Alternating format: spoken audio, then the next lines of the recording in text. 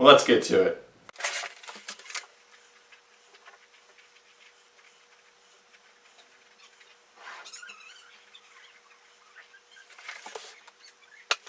Alright, so this is my opinion about movies, not about black people. So I just want to get that straight.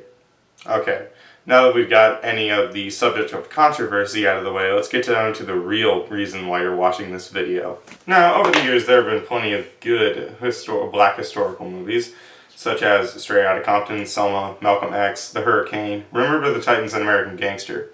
And those are all good adaptations of stories that actually happened. Or at least fabrications of real stories that happened. You get the point. Not all based on a true story movies are actually the truth. But only recently have black history movies actually kind of gone downhill. My two main examples here are Free State of Jones and Hidden Figures. Now these aren't bad movies necessarily, they're just not entertaining at all. Well, at least that's what I thought. I also feel like film studios are kind of milking the genre as well, because who knew about a Confederate soldier who freed slaves and took land from the Confederate Army before they made Free State of Jones? Also, who knew about the black women in the space program before Hidden Figures came out? You see what I mean? Nobody knew about this. And to anyone who did know, bullshit. I'm not saying these are bad movies, they're just not entertaining. And I can name two movies that are about the same topic as Hidden Figures and Free State of Jones. Glory and The Right Stuff. Glory is about Colonel Robert Shaw, a Union officer who leads his army of black men into a fight against a Confederate fort. The Right Stuff is about the first 15 years of the NASA space program with the Gemini missions with John Glenn, Chuck Yeager, and Gordon Cooper. Those two movies are far better than Free State of Jones and Hidden Figures, not because they contain primarily white people, but because they're entertaining. If you're going to base something on a true subject, then it has to be entertaining. You got to keep your audience willing to watch, which is what those two movies did.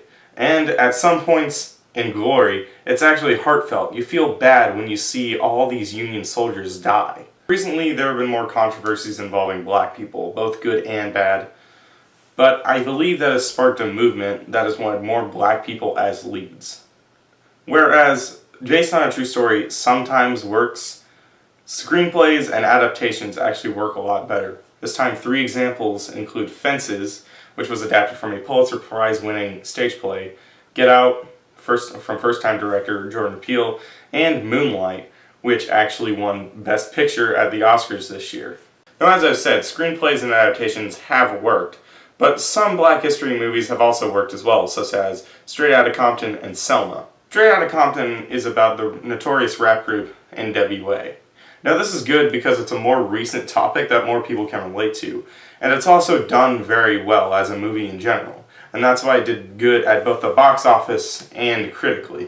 Selma is about a more critical time in black history, the civil rights movement.